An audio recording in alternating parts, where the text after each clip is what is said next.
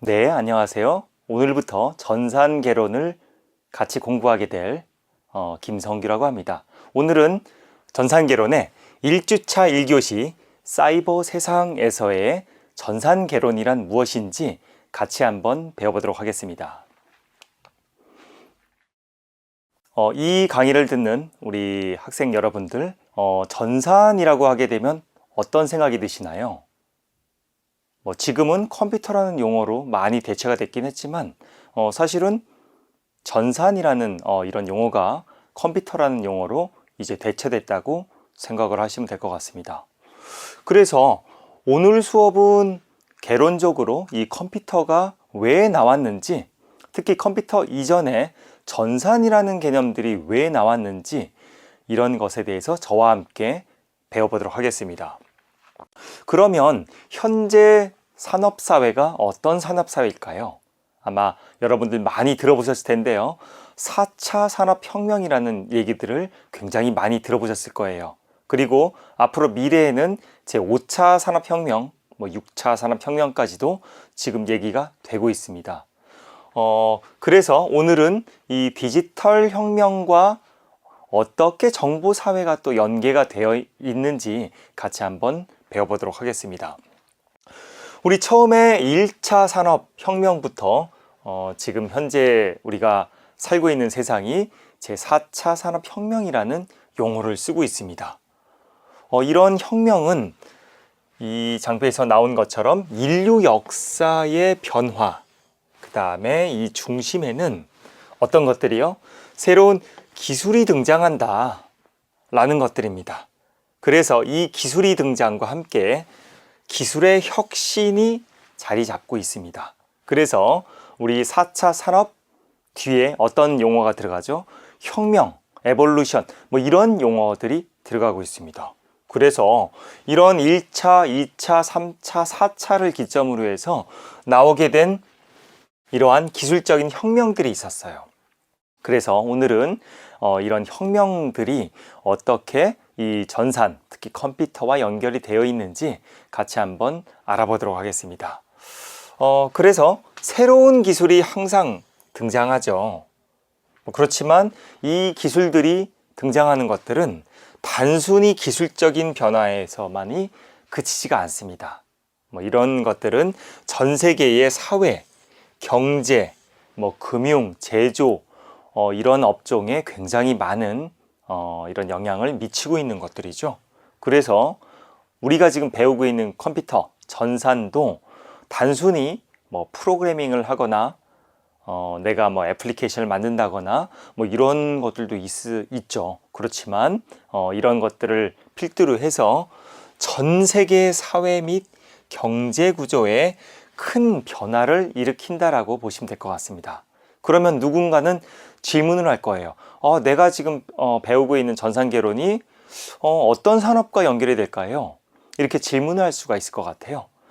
이 전산개론은 굉장히 기초적인 이제 학문이지만 앞으로 여러 가지 이제 과목들이 이제 많이 배우실 것 같습니다. 이런 과목들이 다 업데이트가 됐을 때 우리 농업사회, 그 다음에 제조업, 항공 우주 분야, 그 다음에 금융산업, 이런 산업과도 다 연결이 되어 있어서 이런 혁신들을 일으킨다라고 보시면 될 것 같습니다.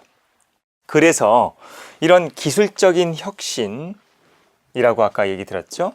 이런 것들이 사회와 경제적인 이런 변화를 나타나고 있는 것들을 산업혁명이라는 용어를 쓰고 있습니다. 아마 고등학교 시절에 우리 그 사회 시간, 역사 시간에 이러한 산업혁명에 대해서는 기초적으로 많이 배웠을 것 같습니다. 그렇지만 좀 시간이 또 지났기 때문에 제가 간단하게 어떻게 1차에서 4차 산업혁명까지 왔는지 간단하게 리뷰해 드리도록 하겠습니다. 그러면 첫 번째 1차 산업혁명입니다. 이 산업혁명은 구체적으로 역사와 뗄래야 뗄 수가 없겠죠. 우리 1980년대, 그러니까 90년대, 그 다음에 1800년대, 이 시대를 18세기라고 이제 하고 있는데요. 이때를 기점으로 해서 어떤 것들이 나타났냐, 뭐 서양에서는 공장이라는 개념들이 나타나 있습니다. 뭐 그 전까지만 해도 우리가 지금 쓰고 있는 물건들이 다 간의 수공업으로 만들고 또 물물 교환을 해서 이렇게 사용이 됐다면 1800년대 18세기 중반이죠. 이 중반에서는 증기기관이라는 것들이 발명이 됩니다. 그러면서 에너지가 이제 발명이 되죠. 그러면서 공장이라는 이런 공장 생산 체계로 모든 프로덕이 이제 만들어지게 됩니다. 그것들을 기계혁명이라는 용어를 부르고 있습니다.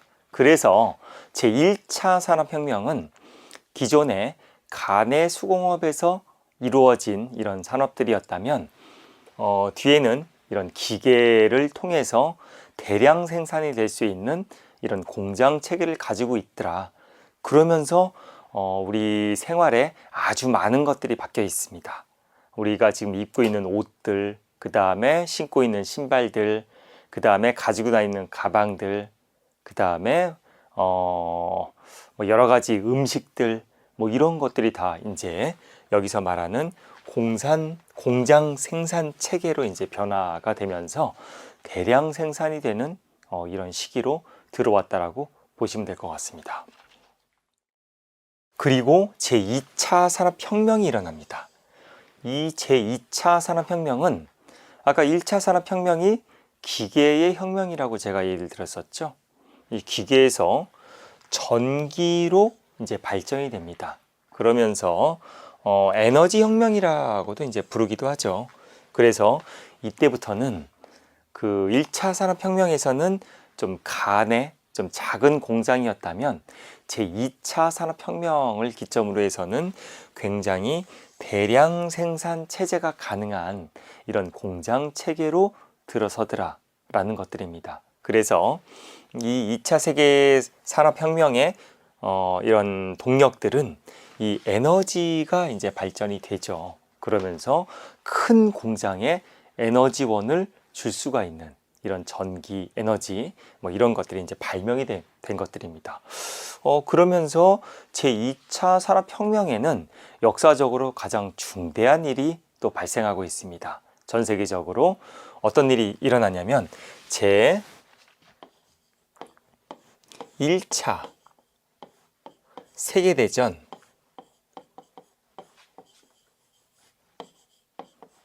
그 다음에 제2차 세계대전이라는 큰 전쟁이 휩싸이게 된 거죠. 그러면서 각각의 국가에서는 이 전쟁 물자를 만들어야만 됐습니다.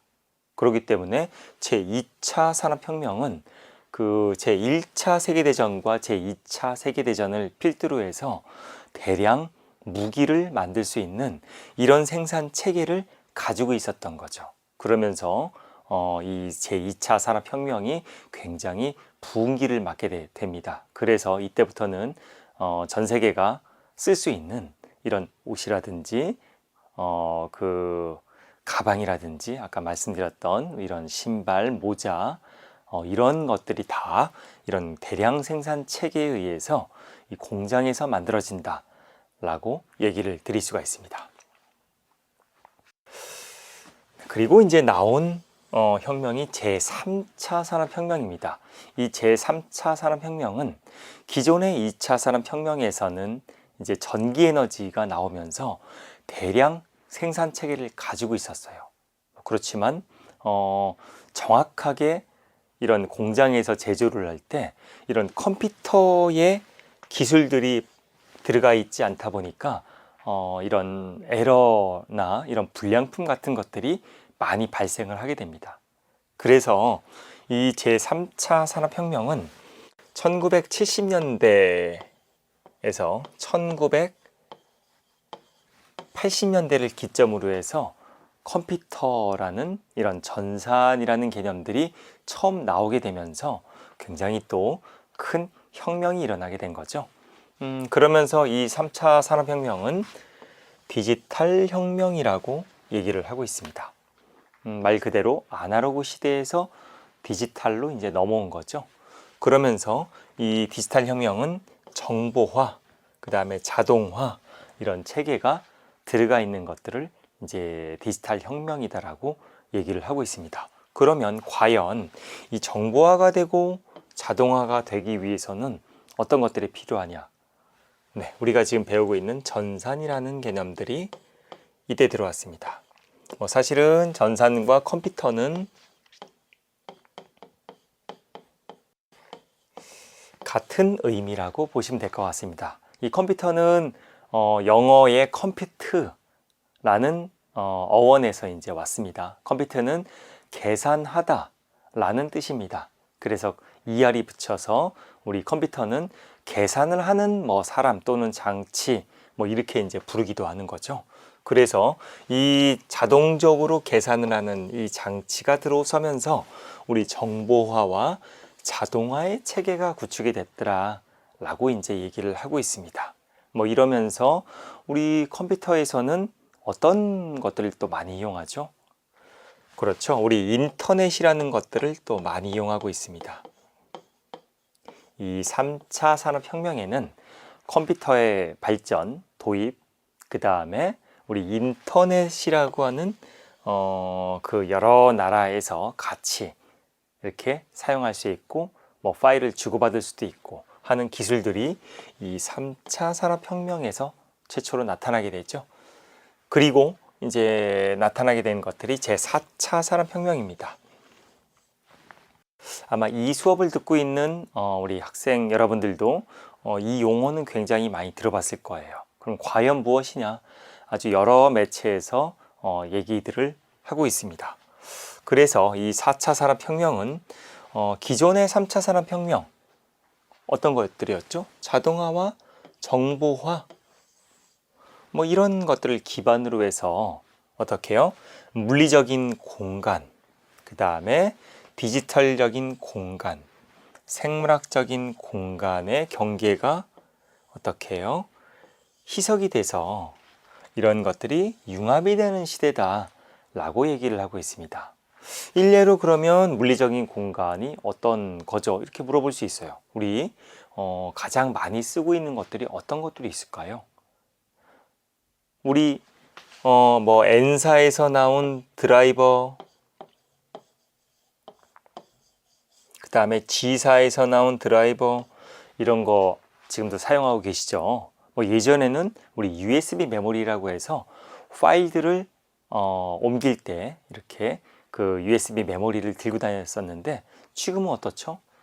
이런 N사에서 나온 드라이버, 그 다음에 G사에서 나온 이런 드라이버 같은 경우들은 굉장히 시공간을 제외하고 나서 내가 해외에 나갔더라도 내가 USB 이 파일을 안 들고 다녀도 인터넷이 된다면 당연히 이런 드라이버에서 파일을 다운받아서 사용할 수가 있다는 거죠. 그래서 이런 물리적인 공간이 이제 초월하게 되는 이런 세상을 4차 산업혁명이다라고 얘기를 하고 있습니다. 그래서 이런 전 세계의 아까 말씀드렸죠. 이 산업혁명이라는 거는 단순히 기술에서 벗어나서 전체 사회, 경제에 영향을 미치더라 라는 것들입니다. 그래서 전 세계의 산업구조 및 시장 경제 모델에 어떻게 해요? 커다랗게 영향을 미치고 바뀌어 나가고 있다라고 보시면 될 것 같습니다. 그래서 지금은 이제 AI라고 하는 인공지능, 그 다음에 빅데이터라고 하는 아주 큰 데이터베이스 시스템, 그 다음에 IoT라고 해서 사물 인터넷, IoE라고 해서 만물 인터넷, 이런 것들은 뭐죠? 우리 모든 사물, 만물에는 IP 주소가 다 들어가 있는 겁니다. 그러니까 다른 말로 모든 사물에는 다 컴퓨터의 역할들을 하고 있다라고 보시면 돼요. 그래서 앞으로 제4차 산업혁명에서는 우리가 지금 생각하고 있는 컴퓨터의 그런 형태를 제외하고 나서 다양한 형태의 이제 컴퓨터가 나타나게 되는 거죠. 지금 우리가 사용하고 있는 냉장고라든지 세탁기라든지 전자레인지 같은 경우도 다 컴퓨터의 기술들이 이제는 들어가고 있습니다. 그런 시대가 여기서 말하는 제4차 산업혁명이다라고 얘기를 드릴 수가 있는 거죠. 네, 그림을 잠깐 볼게요. 1800년대 초반에 제1차 산업혁명이 나타나게 됩니다. 기계가 이제 도입이 된 거죠. 그리고 제2차 산업혁명에서는 어떤 것들이요? 네, 전기에너지가 이제 발전이 되면서 여기에서는 제1차 세계대전, 그 다음에 제2차 세계대전이 일어나게 됩니다. 그러면서 대량 공장 생산 체계가 이제 이루어진 거죠. 그 다음에 나오는 것들이 제3차 혁명입니다. 얘는 컴퓨터, 우리가 지금 배우고 있는 전산, 이런 개념들이 이제 들어가 있는 거죠. 그러면서 점점 더 어떤 것들이요? 인터넷, 그 다음에 모바일, 이런 기술들이 다 총망라돼서 제3차 산업혁명을 이루고 있었습니다.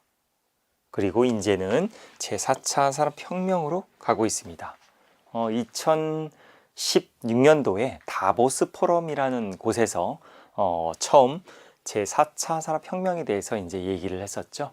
그래서 지금까지도 향후 이제 미래까지도 제4차 산업혁명의 시대가 다가오고 있다. 벌써 다가왔죠. 앞으로도 점점 더 기술 발전은 될 거다라고 예측을 하고 있습니다. 그래서 이 4차 산업혁명은 초연결성이라고 합니다. 아까 제가 말했듯이 모든 것들이 다 연결이 되고 있습니다. 우리 인터넷이라는 것들을 상상 안 하고 우리 컴퓨터를 논할 수 있을까요? 안 되겠죠. 이 4차 산업혁명은 모든 사물에 이런 컴퓨터가 들어가 있고 인터넷이 된다라고 생각을 하시면 될 것 같아요. 그 다음에 초지능화, 하이퍼 인텔리전스라고 해서 모든 이런 컴퓨터 기기는 이제 앞으로 스스로 학습을 한다는 거죠. 그래서 모든 것이 상호 연결되어 있더라. 그 다음에 지능화된 사회로 변화하고 있다라고 이해를 하면 될 것 같습니다. 우리 초연결성은 사물 인터넷이라고 얘기를 하고 있습니다. 올해죠. 약 2020년도에는 전 세계적으로 약 501억 개의 사물에 인터넷이 이제 들어간다고 해요. 그래서 아까 말한 냉장고라든지 우리 자동차라든지 이런 것들에 이제 인터넷이 되기 때문에 사람과 이제 통신을 할 수가 있는, 또는 사물과 사물이 통신을 할 수 있는 이런 초연결성을 가지고 있다는 거죠. 그래서 머신 투 머신, M2M이라고 하는 이런 기계와 기계가 인간의 개입 없이 통신을 한다든지, 또는 사람과 사물, 또는 사물과 사물이 이제는 굉장히 인터넷으로 연결되어 있다는 거죠. 전체 약 16조 5천억 원 정도로 성장을 하고 있고요. 앞으로 10년 안에는 이것보다 훨씬 더 많은 이런 성장세를 가져가고 있다라고 보시면 될 것 같습니다. 두 번째, 초지능화입니다. 이 초지능화는 이 제4차 산업혁명에서 말하는 이런 인공지능과 빅데이터 이런 것과 이제 연계를 할 수 있다라는 것들이에요. 인공지능은 무엇이죠? 우리 인공지능은 자율학습, 스스로 학습을 해서 어떻게 되죠? 내가 생각을 한다는 거예요. 우리 2016년도, 7년도에 어떤 일이 있었을까요? 우리 알파고라는 것들이 있었을 거예요. 이게 이제 구글에서 나온 인공지능 엔진인데, 이 알파고와 우리나라의 이세돌 바둑 구단이 대국을 벌였었죠. 그러면서 어떻게 됐죠? 이세돌 구단이 단 1승밖에 이제 못 얻었던 거죠. 다 기억나시죠? 그 당시에 나왔던 인공지능이 알파고 1.0입니다. 알파고 1.0은 딥러닝이라는 아주 고도화된 인공지능 기술이 사실은 들어가지 않았어요. 여기에는 주입식, 인간이 주입을 해서 할 수 있는 이런 인공지능이 들어갔다라는 거죠. 머신러닝 같은 것들이 이제 들어가 있습니다. 그렇지만 이제 2017년도부터 구글 같은 회사에서는 알파고 2.0이 나왔습니다.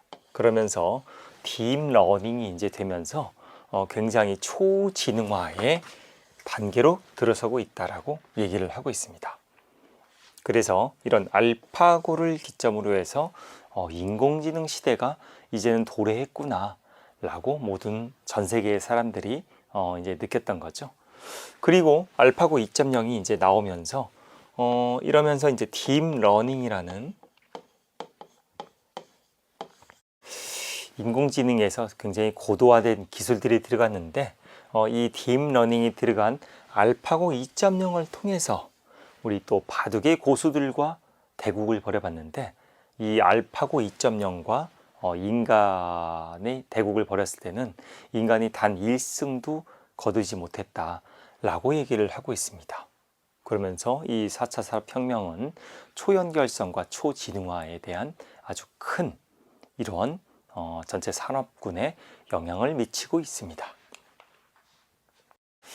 그래서 기존에는 이런 산업구조가 어떻게 해요? 부품, 제조, 뭐 이런 기계 설비가 중심이 됐었다면 앞으로는 이런 서비스라는 이런 형태가 나타나면서 모든 기술과 이런 마케팅 뭐 이런 것들이 다 융합이 되면서 새로운 형태의 이런 산업 구조가 나오고 있다라고 보시면 될 것 같습니다. 그래서 우리 컴퓨터라는 전산의 모태는 이제 컴퓨터인데요. 이 컴퓨터는 컴퓨트라고 하는 이런 계산하다라는 어원에서 나와 있습니다. 그래서 이 계산하는 사람을 이제 컴퓨터라고 하는 것들이고요.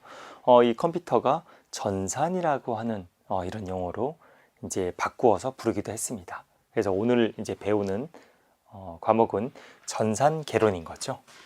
그래서 전산은 이런 수의 계산을 어떻게 해요? 용이하게 하기 위해서 발명된 기기이다 라고 얘기를 하고 있습니다. 그래서 이 컴퓨터 기기를 잠깐 한번 볼까요? 컴퓨터 기기는 이런 모니터, 출력 장치가 있죠. 그 다음에 프린터, 얘도 이제 출력 장치입니다. 그리고 스피커, 이런 것들도 이제 출력 장치이고요. 뭐 이런 것들이 나오면서 멀티미디어라는 개념들이 이제 나오고 있는 거죠. 이 멀티미디어는 음성과 영상 데이터를 같이 만끽할 수 있는 이런 데이터들이 여기에 들어가 있는 것들이고요. 여기에 이제 빠진 것들이 뭐 VR 같은 것들이 여기에 이제 빠지겠죠. 그리고 우리 이제 각종 메모리를 입력하는 장치들, 마우스, 그 다음에 CD-롬, 요즘에 잘 안 쓰긴 하지만요. 뭐 마이크, 그 다음에 플로피 디스크, 뭐 여기에는 빠진 게 뭐 USB, 뭐 이런 것들이 또 들어가 있죠. 뭐 이런 것들을 입력 장치라고 합니다. 우리 컴퓨터에는 출력 장치와 입력 장치 두 가지가 있다라고 보시면 될 것 같아요. 이렇게 이제 컴퓨터가 이루어져 있지만 향후 새 4차 산업혁명에서는 어떻게 해요? 이러한 정형화된 컴퓨터의 모습뿐만이 아니라 다양한 형태의 컴퓨터가 존재할 수 있다라고 얘기를 드릴 수가 있습니다.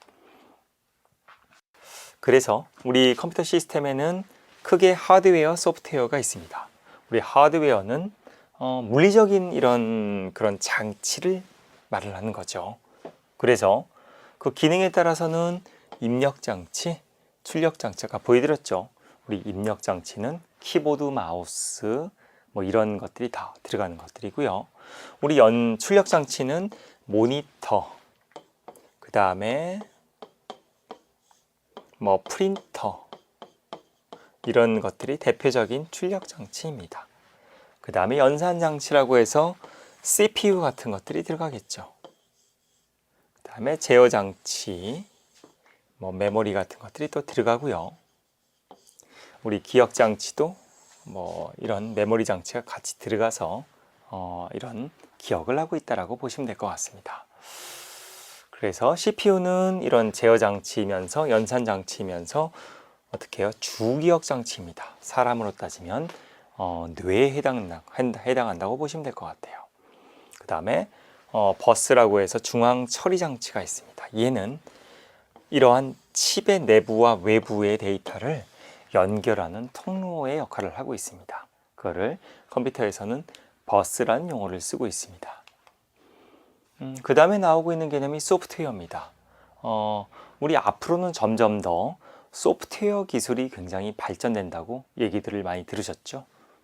그러면서 기존의 하드웨어가 굉장히 효율적으로 운영되는 이런 것들을 기반으로 해서 이런 소프트웨어가 굉장히 많이 발전이 되고 있습니다. 우리가 지금도 쓰고 있는 뭐 윈도우즈 같은 이런 운영 체제가 들어가 있는 시스템 소프트웨어와 뭐 워드라든지 우리 뭐 게임이라든지 뭐 이런 것들이 다 응용 소프트웨어에 포함된다라고 얘기를 드릴 수가 있어요. 그래서 시스템 소프트웨어는 이런 응용 소프트웨어가 구동되도록 처리할 수 있는 환경을 만들어주는 소프트웨어다. 이런 환경을 만들어주는 소프트웨어다 라고 얘기를 하고 있습니다. 다른 말로 응용 프로그램은 이 시스템 소프트웨어가 설치가 되어 있어야지 사용을 할 수 있다라고 얘기를 드릴 수가 있습니다. 때문에 다른 말로 플랫폼이라는 용어를 쓰고 있습니다. 뭐 미래에는 플랫폼의 전쟁이다 뭐 이런 용어들을 쓰고 있지만 우리는 예전부터 이런 플랫폼에 익숙한 거죠. 우리가 지금 쓰고 있는 컴퓨터에는 대부분의 컴퓨터에는 MS 윈도우즈라고 하는 이런 프로그램이 다 설치가 되어 있을 거예요. 또는 뭐 리눅스 같은 것들이 이제 설치가 되어 있어야지 응용 소프트웨어를 사용할 수 있는 거죠. 그래서 가장 대표적인 시스템 소프트웨어가 이런 윈도우즈, 이런 OS죠. 이런 것들이 여기에 들어갑니다. 그 다음에 뭐 리얼 엔진이라든지 뭐 이드텍 엔진 같은 이런 게임 엔진, 이 엔진이 있어야지 여러 가지 게임들을 이제 돌릴 수가 있는 것들이죠. 그래서 이런 소프트웨어를 시스템 소프트웨어다 라고 얘기를 하고 있는 거죠. 그리고 나오는 것들이 응용 소프트웨어입니다. 우리 응용 소프트웨어는 아주 다양한 소프트웨어가 있어요. 제가 말씀해 드렸듯이 나는 워드를 쓰고 싶어요. 그러면 뭐 한글이라든지 MS 워드 같은 것들을 많이 사용할 텐데요. 그런 소프트웨어를 사용하기 위해서는 어떤 것들이요? 시스템 소프트웨어가 이미 설치가 되어 있어야 된다는 거죠. 각종 다양한 워드, 나는 그림이 너무 좋아요. 이런 우리 학생들 분들이 또 있을 수 있을 거예요. 그러면 포토샵이나 일러스트나 뭐 동영상 같은 편집하는 뭐 프리미어나 이런 또 툴이나 소프트웨어가 여기서 말하는 응용 소프트웨어가 되는 것들이죠. 그래서 가장 대표적인 이런 소프트웨어죠. 그래서 다른 말로는 프로그램이라고 이제 부르기도 합니다. 그래서 이런 응용 소프트웨어를 프로그램이다라고 통칭적으로 사용을 하고 있습니다. 다른 말로 영어로는 어플리케이션이라는 용어를 쓰고 있죠. 그래서 뭐 간단히 줄여서 앱이라는 용어들을 또 쓰고 있습니다. 우리 휴대폰에서 스마트폰에서 자주 사용하고 있는 것들을 뭐라고 부르죠? 앱이라고 부르죠. 이 앱이 응용 소프트웨어란 뜻입니다. 그 다음에 나오고 있는 것들이 유틸리티입니다. 우리 유틸리티는 컴퓨터를 사용할 때 보조적으로 사용되는 소프트웨어를 말을 하고 있습니다. 예를 들어서 우리가 지금도 많이 쓰고 있는 어떤 것들이 있을까요? 우리 컴퓨터에는 인터넷이 연결되어 있기 때문에 굉장히 이런 바이러스에 민감합니다. 그래서 우리 컴퓨터에는 어떤 것들이 설치가 되어 있을까요? 우리 안티바이러스 같은 것들 다 하나씩 설치가 되어 있으시죠? 혹시 이 수업을 듣는 우리 학생 여러분들의 집의 PC에 안티바이러스 프로그램이 안 설치가 되어 있으면 지금 즉시 설치를 하셔야 돼요. 그러려면 굉장히 많은 이런 해커들이 바이러스를 굉장히 심고 있는 거죠. 그래서 이런 안티바이러스 같은 것들 또는 우리 디스크를 또 최적화시켜주는 이런 장치들이 있습니다. 뭐 이런 이제 최적화 프로그램들, 또는 레지스트리라고 해서 내가 지금까지 컴퓨터를 사용하게 되면 각각 그런 컴퓨터에 히스토리가 저장되는 공간이 있습니다. 그런 저장되는 공간을 레지스트리라고 하는데, 나중에 이런 그 레지스트리를 정리를 하지 않으면 굉장히 복잡해지게 돼요. 내가 프로그램을 설치했다가 지워도 이 프로그램은 이 레지스트리에 등록이 되어 있습니다. 그러면서 나중에는 교수님, 나중에 저희가 생각해 보니까 우리 집 컴퓨터가 갑자기 느려졌어요. 뭐 이런 고민이 많은 우리 학생 여러분들이 계실 거예요. 그런 이유는 내가 프로그램을 삭제했어도 우리 컴퓨터의 레지스트리 안에는 모든 정보가 다 남아있더라. 그래서 점점 더 컴퓨터가 느려지는 그런 이유 중에 하나일 수가 있다라는 거죠. 그래서 유틸리티 소프트웨어는 우리가 컴퓨터를 보다 편리하게, 그 다음에 안전하게 사용할 수 있도록 돕는 이런 소프트웨어를 유틸리티 소프트웨어다라고 얘기를 하고 있습니다. 유틸리티는 뭐 영어에서 유용하다,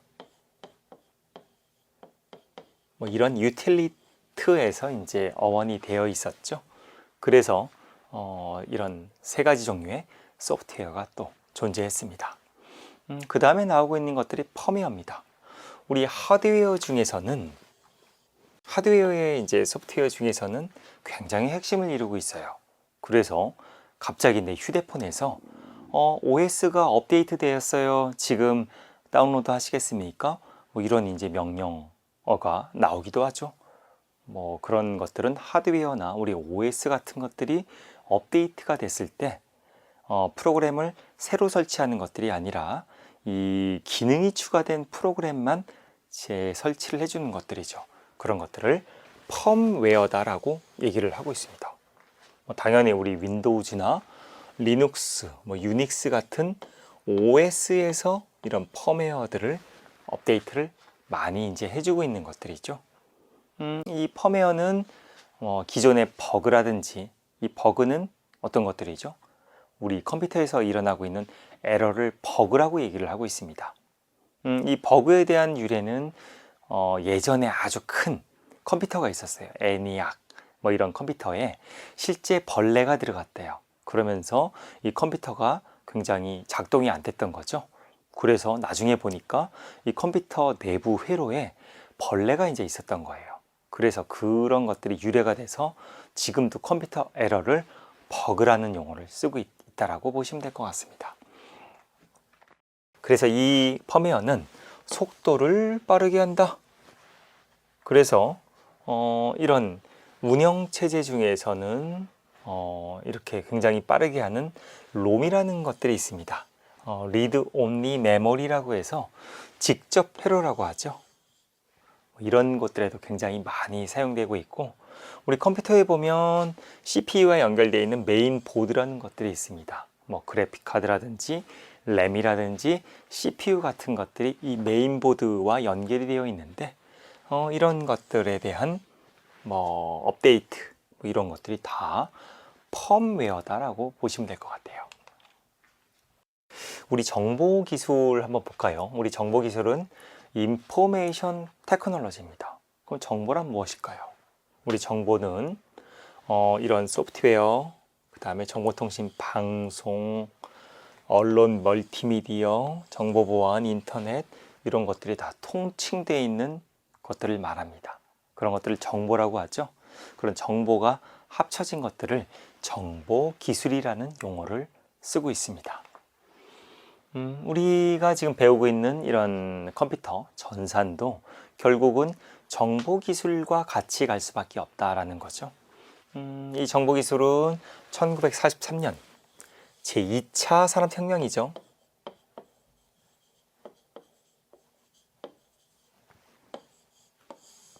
네, 영국에서 이런 독일의 암호 신호법을 해석하기 위해서 이런 계산기를 만들었습니다. 이게 이제 전산의 가장 기초가 되는 것들이죠. 그리고 미국에서 아까 말한 ENIAC이라는 이런 컴퓨터를 전산장치를 최초로 개발을 했습니다.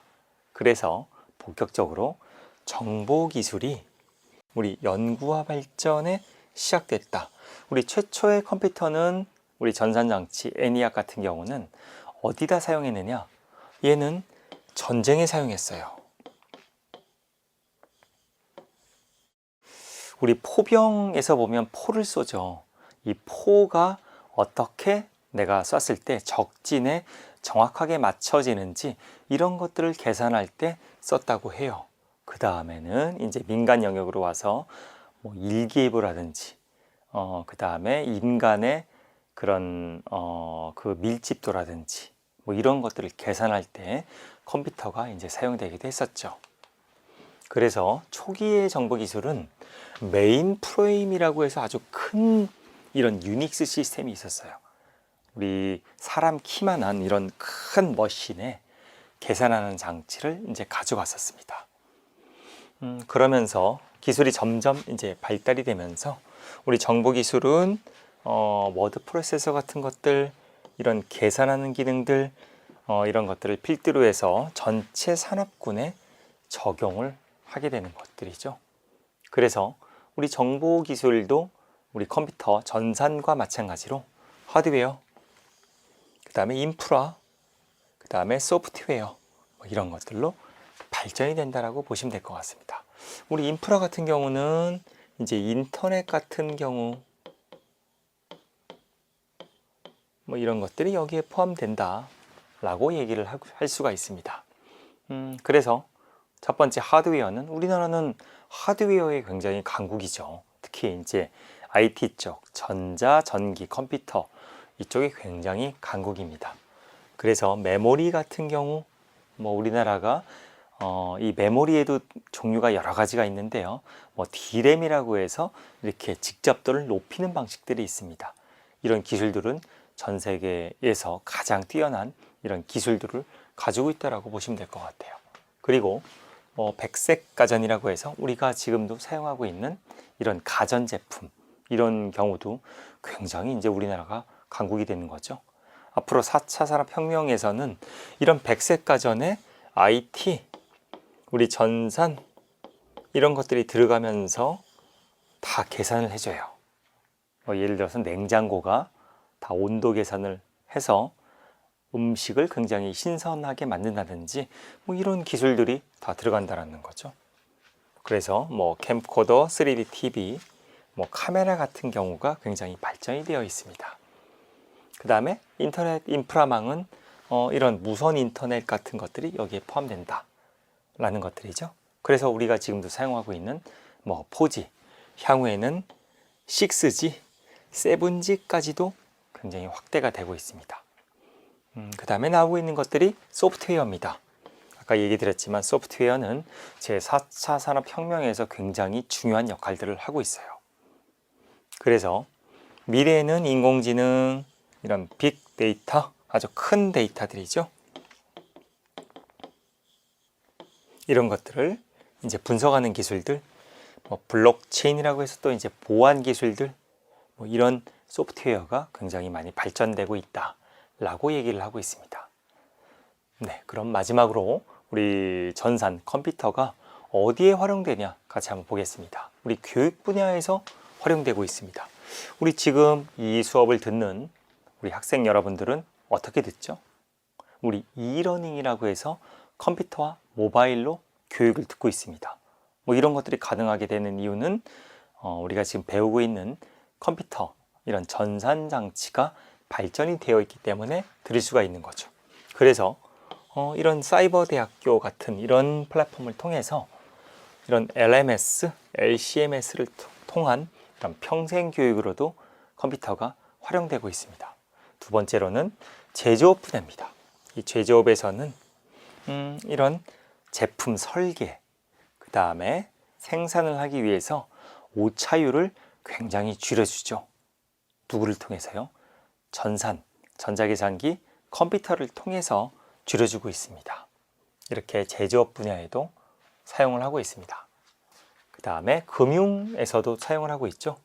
우리 지금 인터넷 뱅킹, 대부분 다 하죠.